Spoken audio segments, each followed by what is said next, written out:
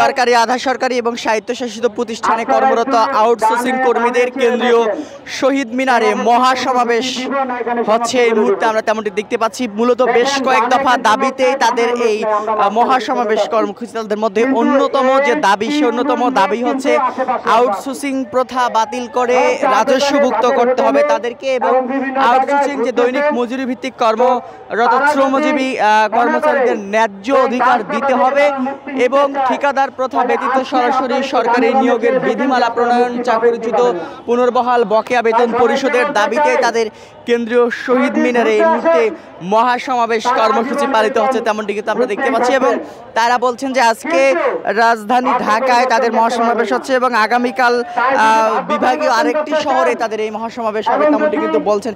একটু আমরা জানতে চাইব মূলত আজকে তাদের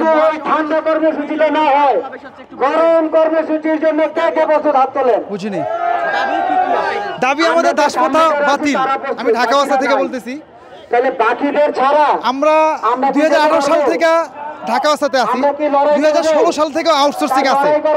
তখনকার আউটসোর্সিং আমরা যখন অ্যাডমিট হয়েছি আমাদের নিচে, তখন অনেকেই বলা হয়েছে যে আমাদের 90 দিন 91 দিন পর আমাদের রেগুলার করা হবে। তো ওই সময় যখন গড়াইছে, গড়ানোর পর আমাদের আর ওই রেগুলার করা হয় নাই। দাসপ্রথা থাকেই, কারো চাকরি আছে কারো চাকরি নাই। একটাই কথা যে আপনারা দাসপ্রথা চাকরি করেন, আপনারা কন্ট্রাক্টরে চাকরি করেন। একটা কথা, কিছু আনতে গেলে কন্ট্রাক্টর, কিছু করতে গেলে কন্ট্রাক্টর, কিছু করতে গেলে কন্ট্রাক্টর। আমরা এই কন্ট্রাক্টর বিলুপ্ত চাচ্ছি ডক্টর ইউনূসের কাছ থেকে। সে আমাদের পরিস্থিতি দিছে যে আমাদের দাসপ্রথা আমাদের শরীর থেকে মুক্তি করবে। কোথায় কোথায় কতদিন, কিছুদিন পর সে নির্বাচন দিয়ে দিবে। কোথায় আমরা মন্ত্রণালয় আমাদের সংস্কার হয়েছে, সংস্কার কোথায়? এই দাসপ্রথাই রয়ে গেল। তাহলে লাভ কি আমাদের? আমরা চাই আমাদের দাসপ্রথা মুক্ত, আমরা চাই স্বাধীন, এই দেশটা স্বাধীন।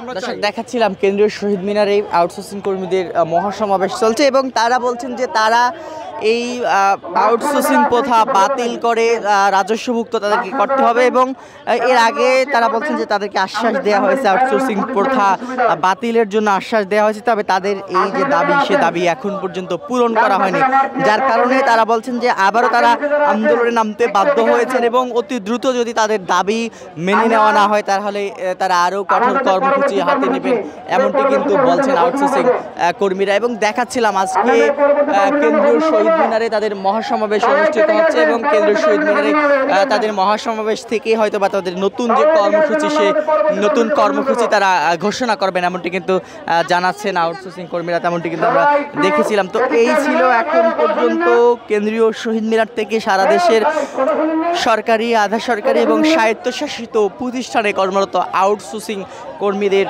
যে মহাসমাবেশ, সে মহাসমাবেশের সর্বশেষ পরিস্থিতি।